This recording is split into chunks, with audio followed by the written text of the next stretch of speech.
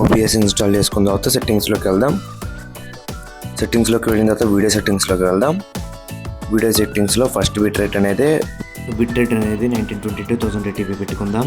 సెకండ్ది కూడా 922 1080p పెట్టుకుందాం. ఈ కింద థర్డ్ వచ్చేసరికి FPS వచ్చేసరికి 60లో ఉండాలి, లేకపోతే సిస్టమ్ ల్యాగ్ అవుతుంది. నెక్స్ట్ ఆడియోలోకి వెళ్దాం. ఆడియోలోకి వెళ్ళిన తర్వాత ఫస్ట్ మూడింటిని డిసేబుల్ చేసేయండి అండి. ఫస్ట్ మాత్రమే డిఫాల్ట్ పెట్టండి, అన్నీ డిసేబుల్ చేసేయండి. అన్నీ ఫస్ట్ మాత్రమే డిఫాల్ట్ ఉంచండి, ఇంకేం చేయొద్దు, అలాగే ఉంచండి.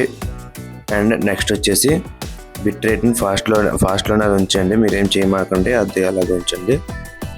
దాని తర్వాత ఇంకా అవేం కలమకండి, అలాగే ఉంచండి. అవుట్పుట్లోకి రండి. ఒకసారి పైన మీకు సింపుల్ మోడ్ అని వస్తుంది, దాన్ని అడ్వాన్స్డ్ మోడ్లోకి మీరు కన్వర్ట్ చేసిన తర్వాత ఆడియో పార్ట్స్ కొందని పెట్టండి. అండ్ ఆడియో ట్రాకర్లో ఏసీ పెట్టుకోండి. వీడియో బిట్ రేట్ దగ్గర H264 పెట్టుకోండి, ల్యాగ్ లేకుండా ఉంటుంది. బిట్ రేట్ అవుట్పుట్లో కూడా ఎన్కోడర్ పెట్టుకోండి అండి, బిలినియర్. అండ్ నెక్స్ట్ వచ్చేసి సేమ్ అది 1922 1080p పెట్టుకోండి. అండ్ ఇక్కడ బిట్ రేట్ వచ్చేసరికి 4500 పెట్టుకోండి. నాకైతే 5G నెట్వర్క్ కాబట్టి నేను అలా పెట్టుకున్నాను. అండ్ కీ ఫ్రేమ్స్ వచ్చేసరికి 2 కీ ఫ్రేమ్స్ ఇవ్వండి.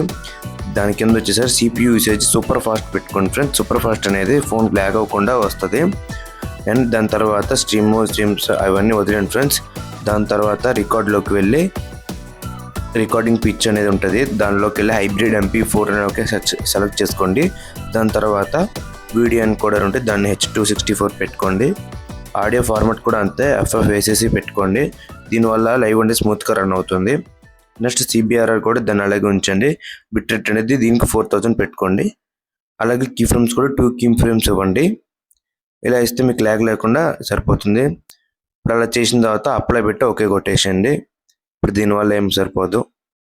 సో ఫ్రెండ్స్, ఇది ఈరోజు టాపిక్. ఈ వీడియో మీకు నచ్చినట్టయితే లైక్ చేయండి, షేర్ చేయండి, సబ్స్క్రైబ్ చేయండి. అండ్ మరిన్ని కొత్త టాపిక్స్ కోసం మా ఛానల్ని సబ్స్క్రైబ్ చేసుకోండి.